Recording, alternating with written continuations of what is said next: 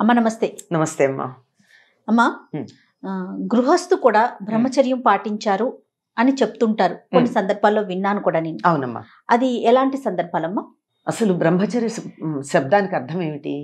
బ్రహ్మం చరతి ఇది బ్రహ్మచారి అంటే బ్రహ్మమునందు చరించేవాడు. బ్రహ్మము అంటే జ్ఞానము, బ్రహ్మము అంటే తపస్సు.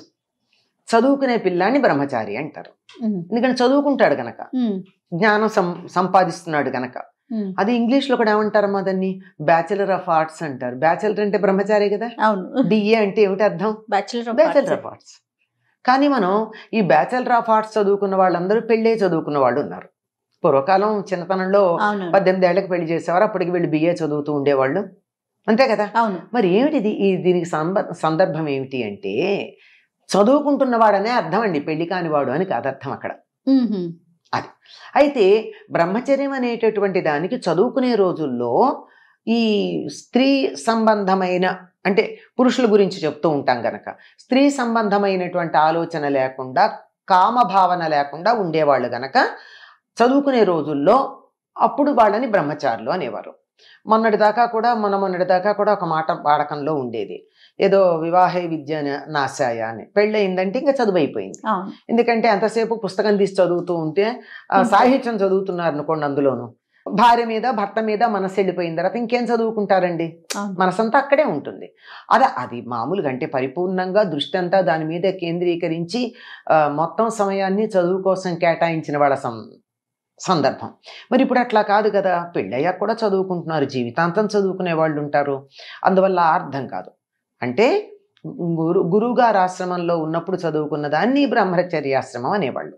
అయ్యాక వివాహం అయ్యేది. ఇక పెళ్ళయ్యాక గృహస్థ జీవనంలో పడిపోయి జీవనోపాధి ఎలా బతకాలి, అందరూ ఉద్యోగాలు చేసేవాళ్ళు ఏం కాదనుకోండి, ఎలా బతకాలి అన్నదంతా అట్లా సాగుతూ ఉండేది, అంతా బాగానే ఉండేది. అయితే బ్రహ్మచారి అనేటటువంటి పదానికి బ్రహ్మమునందే మనస్సు కలవాడు అన్నప్పుడు, బ్రహ్మం మీద మనసు ఉన్నప్పుడు, బ్రహ్మం అనే దానికి తపస్సు అనే అర్థం కూడా ఉందన్నాం కదా. తపస్సు అంటే ఒకదాన్ని దీక్షగా చేయడం అనేది. అలా చేసేటప్పుడు కామవాసనలు అందులో ఉండకూడదు, అంటే స్త్రీ పురుష భావనలు ఉండకూడదు. అట్లా ఉండకుండా మరి పెళ్ళైన వాళ్ళకు ఉంటుందా అంటే, అలా కూడా ఉండడానికి వీలుంది అని ఒక ధర్మం చెప్పారు మనకి.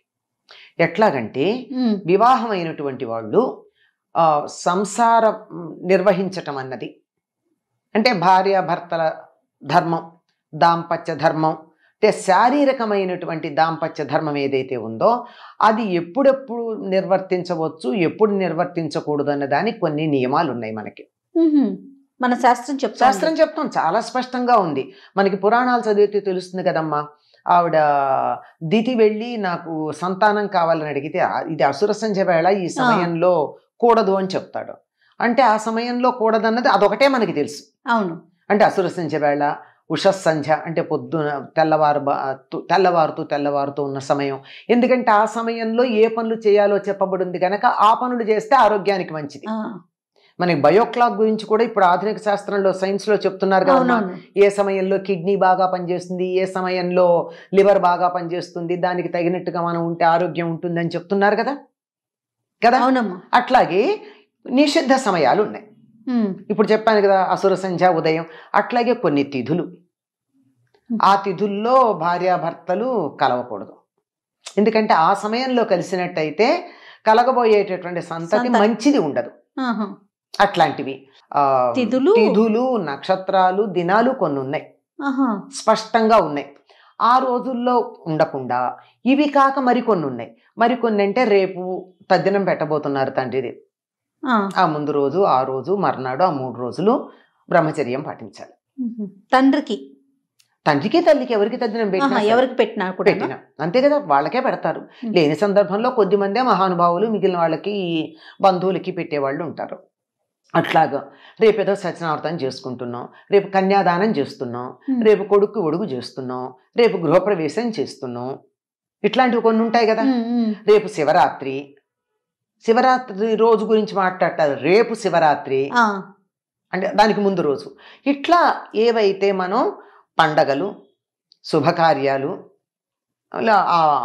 తర్వాత అపరకర్మలు అంటే తద్దినాలవి, ఇలాంటివి చేయడానికి ముందు రోజు కూడా బ్రహ్మచర్యం పాటించాలి. ఇలాంటి నిషిద్ధ దినాల్లో బ్రహ్మచర్యం పాటించాలి, ఇలాంటి సందర్భాల్లో బ్రహ్మచర్యం పాటించాలి. ఇవన్నీ పాటిస్తూ గృహస్థ జీవనం గడిపినటువంటి వాళ్ళు బ్రహ్మచారులుగా పరిగణించబడతారు. వాళ్ళను కూడా బ్రహ్మచారి అని అనాలి. అంటే గృహస్థయుండి బ్రహ్మచర్యం పాటించటం, భార్య ఉంది బ్రహ్మచర్యం పాటించటం. అంటే ఎప్పుడు పడితే అప్పుడు జంతువులు కూడా ఎప్పుడు పడితే అప్పుడు మీటింగ్ చేయవమ్మా, వాటికి కూడా ఒక సమయం ఉంది. అలా కాకుండా పిచ్చి పిచ్చిగా ఎప్పుడు పడితే అప్పుడు కామ ప్రకోపం కలిగి తట్టుకోలేక పిచ్చి పనులు చేయకుండా ఉండాలి అనేటటువంటి ఉద్దేశంతో రాబోయేటటువంటి తరం ఆరోగ్యకరమైనటువంటి శారీరక మానసిక ఆరోగ్యాలు కలిగిన పుష్టి అయిన శరీరం కలిగినటువంటి తరం ఉండాలి అనే ఉద్దేశంతో ఇలాంటివి కొన్ని స్పష్టంగా చెప్పడం జరిగిందమ్మా. ఇవన్నీ పాటించినట్టయితే వివాహమైన వాళ్ళు కూడా బ్రహ్మచారులుగానే పరిగణించబడతారు. అట్లాగా రేపేదో సత్యనారాయణ చేసుకుంటున్నాం, రేపు కన్యాదానం చేస్తున్నాం, రేపు కొడుకు ఒడుగు చేస్తున్నాం, రేపు గృహప్రవేశం చేస్తున్నాం, ఇట్లాంటివి కొన్ని ఉంటాయి కదా.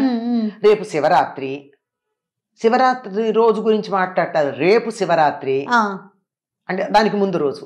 ఇట్లా ఏవైతే మనం పండగలు, శుభకార్యాలు, తర్వాత అపరకర్మలు అంటే తద్దినాలవి, ఇలాంటివి చేయడానికి ముందు రోజు కూడా బ్రహ్మచర్యం పాటించాలి. ఇలాంటి నిషిద్ధ దినాల్లో బ్రహ్మచర్యం పాటించాలి, ఇలాంటి సందర్భాల్లో బ్రహ్మచర్యం పాటించాలి. ఇవన్నీ పాటిస్తూ గృహస్థ జీవనం గడిపినటువంటి వాళ్ళు బ్రహ్మచారులుగా పరిగణించబడతారు. వాళ్ళను కూడా బ్రహ్మచారి అని అనాలి. అంటే గృహస్థయుండి బ్రహ్మచర్యం పాటించటం, భార్య ఉంది బ్రహ్మచర్యం పాటించటం. అంటే ఎప్పుడు పడితే అప్పుడు జంతువులు కూడా ఎప్పుడు పడితే అప్పుడు మీటింగ్ చేయవమ్మా, వాటికి కూడా ఒక సమయం ఉంది. అలా కాకుండా పిచ్చి పిచ్చిగా ఎప్పుడు పడితే అప్పుడు కామ ప్రకోపం కలిగి తట్టుకోలేక పిచ్చి పనులు చేయకుండా ఉండాలి అనేటటువంటి ఉద్దేశంతో రాబోయేటటువంటి తరం ఆరోగ్యకరమైనటువంటి శారీరక మానసిక ఆరోగ్యాలు కలిగిన పుష్టి అయిన శరీరం కలిగినటువంటి తరం ఉండాలి అనే ఉద్దేశంతో ఇలాంటివి కొన్ని స్పష్టంగా చెప్పడం జరిగిందమ్మా. ఇవన్నీ పాటించినట్టయితే వివాహమైన వాళ్ళు కూడా బ్రహ్మచారులుగానే పరిగణించబడతారు. నమస్తే అమ్మా. నమస్తే అమ్మా.